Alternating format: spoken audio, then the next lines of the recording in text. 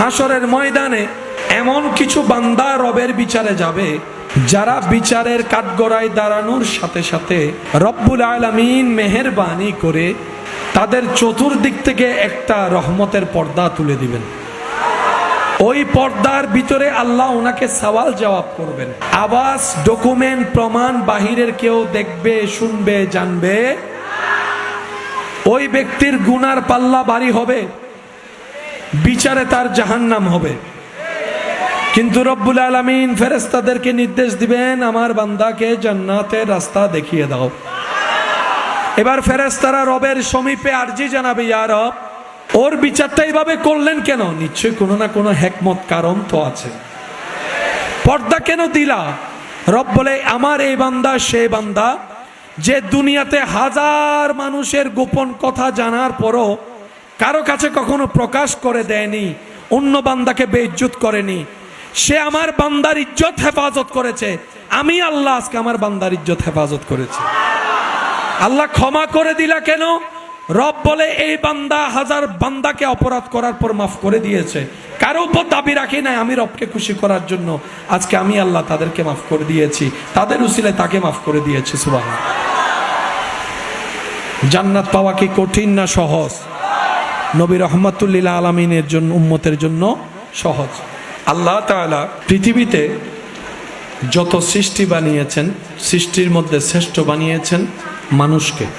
মানুষের ভিতর আল্লাহ সবচাইতে শ্রেষ্ঠ বানিয়েছেন নবী রাসূলকে। আমার যুবক ভাইদের কাছে যদি আমি প্রশ্ন রাখি, ভাইয়া, আপনার এলাকায় আপনার কোন মানুষকে বেশি ভালো লাগে, অথবা ভালো মানুষ আপনার দৃষ্টিতে কে? দেখবেন লিস্টি করতে গেলে খুঁজেও পাবেন না। মানুষ অনেক আছে, মানুষ নাই। এবার আপনি বলবেন, ভাইয়া মানুষ অনেক আছে আবার মানুষ নাই, বিষয়টা তো বুঝলাম না।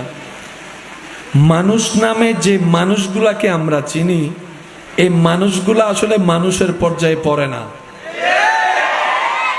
মানুষ হয় মনুষ্যত্বের গুণ দিয়ে, মনুষ্যত্বহীন কখনো মানুষ হয় না। তো যেগুলাকে আমরা দেখি সেগুলা কি? এক কথায় বুঝবেন, এটা মানুষের কভার নিয়ে আমরা চলি, মানুষ হতে এখনো পারি। মানুষ হওয়া একটা সৌভাগ্যের ব্যাপার। মানুষ হওয়া একটা পৃথিবীর সবচাইতে শ্রেষ্ঠতম একটা সার্টিফিকেটের ব্যাপার। আয়নার সামনে দাঁড়ালে যাকে দেখি সেটা মানুষ না, এটা কভার। কভার, একটু জোরে বলেন, এটা কি? কভার আলাদা, মানুষ আলাদা। আশরাফুল মখলুকাত বলে রব্বুল আলামিন সৃষ্টি জগতে যাদের দিকে ইঙ্গিত করেছেন তারা আপনি আমি নই। আর আমাদেরকে দেখলে তো কুত্তাও হাসে, আমাদের চরিত্র দেখলে তো শয়তানও লজ্জা পায়, আমাদের নোংরামি দেখলে তো শয়তানও হাসতে থাকে। আমরা সেই মানুষ নই যাদের কথা রব বলেছেন আশরাফুল মখলুকাত। আশরাফুল মখলুকাত শব্দটাকে তো দামি বানিয়েছে নবীগণ, রসুলগণ, আহলে বায়েতগণ, সাহাবাগণ, আল্লাহর প্রিয় প্রিয় বন্ধুরা। বলেন না সুবহানাল্লাহ? আর একটু জোরে বলেন, আর একটু জোরে বলেন, সবাই একবার বলি মারহাবা।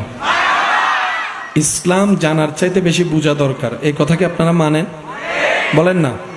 পড়ালেখা মুখস্থ করার চাইতে বেশি বোঝা দরকার, কি বলেন আপনারা? গ্রামার কি মুখস্থ করলে হয় না বুঝলে হয়? আরো জোরে বলেন। অঙ্ক কি মুখস্থর জিনিস না বুঝার জিনিস? রসায়ন কি মুখস্থর জিনিস না বুঝার জিনিস? পদার্থ কি বুঝার জিনিস না মুখস্থ করার জিনিস? পৃথিবীর সমস্ত জ্ঞান বুঝার ভিতরে। বুঝার যত ভালো তার জন্য রাস্তা তত ক্লিয়ার হয়। হাজার এরকম বাবা আছে সন্তানকে লক্ষ টাকা দিয়ে দোকান দিয়ে বসাই দিয়েছে, ব্যবসা না বুঝার কারণে এরকম হাজার সন্তান ব্যবসার কুম পর্যন্ত নষ্ট করে ফেলেছে। আবার অনেকেই মাথার উপর ছায়া নাই, বাবার ছায়া, বড় ভাইয়ের কোনো শক্ত হাত নাই, কোন রকম চেষ্টা করে করে এদিক থেকে সেদিক থেকে নিয়ে ছোট্ট ব্যবসা দিয়ে শুরু করে আজকে তার আন্ডারে 1-200 মানুষ কাজ করে। এমন মানুষের সন্ধানও এই এলাকায়, জোরে বলেন, এই এলাকায়। প্রত্যেকটা কিছুর একটা পালস আছে। ডাক্তারের কাছে গেলে দেখবেন ডাক্তার আপনার এখানে পালস চেক করে, বলেন না রে ভাই? এই পালসের উপর নির্ভর করে আপনার দেহের ভিতরে কি ঘটেছে, কি ঘটছে, প্রেশার কি হাই এর দিকে নাকি লো এর দিকে, প্রত্যেকটা কিছুর একটা আলাদা সাবজেক্ট আছে। মানুষ হওয়া সৌভাগ্যের ব্যাপার। মানুষ হয় মনুষ্যত্বের কারণে, আর মনুষ্যত্ব অর্জন হয় রবের দয়ার মাধ্যমে। আমার কথা কি বোঝা যাচ্ছে? এবার আসুন, সৃষ্টিতে শ্রেষ্ঠ নবী রাসূল, ওনাদের র্যাঙ্কে আল্লাহ তাআলা নিজেই সবার উপরে করে দিয়েছেন। ওই র্যাঙ্কে আমরা কেউ স্বপ্নের মধ্যেও নাই, বাস্তবতা তো অনেক দূরের কথা।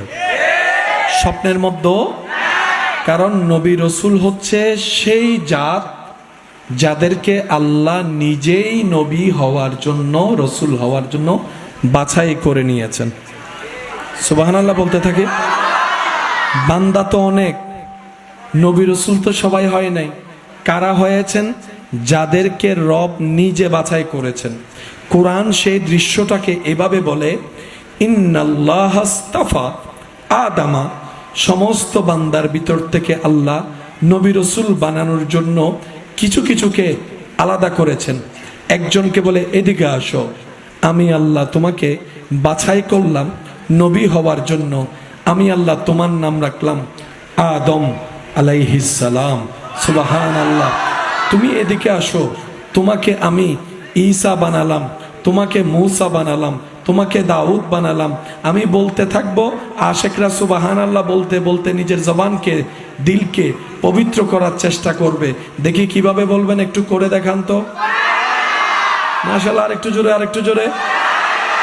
রব বলে সাইট হও, আলাদা হও, এক জায়গায় হও, তুমি এদিকে আসো, আমি তোমাকে আদম বানালাম, আমি তোমাকে শীষ বানালাম, আমি তোমাকে ইউসুফ বানালাম, আমি তোমাকে দাউদ বানালাম, আমি তোমাকে ইসহাক বানালাম, আমি তোমাকে আইয়ুব বানালাম, আমি তোমাকে দানিয়াল বানালাম, আমি তোমাকে ইদ্রিস বানালাম, আমি তোমাকে ইউনুস বানালাম, আমি তোমাকে ইব্রাহিম বানালাম, আমি তোমাকে ইমরান বানালাম, আমি তোমাকে মূসা বানালাম, আমি তোমাকে ঈসা বানালাম। সমস্ত সৃষ্টির ভিতর থেকে টপ টপ লেভেলের বান্দা হওয়ার জন্য, ওই নবীদের র্যাঙ্ক, রাসূলদের র্যাঙ্ক করার জন্য আল্লাহ যাদেরকে বাছাই করেছেন ওনারা হচ্ছেন ইন্নাল্লাহ আস্তাফা আদামা, মূসা, ঈসা, দাউদ, ইব্রাহিম, ইসমাইল, আইয়ুব, ইয়াকুব, আদম থেকে ঈসা পয়গম্বর পর্যন্ত যাদেরকে আল্লাহ সবার থেকে আলাদা করে নবী রাসূলের র্যাঙ্ক দিয়েছেন। আর সেখানের ভিতর থেকে একজনকে যে আল্লাহ সবার থেকে আলাদা করেছেন, উনি হচ্ছেন মুস্তাফা। সবাই বলেন সাল্লাল্লাহু আলাইহি ওয়াসাল্লাম।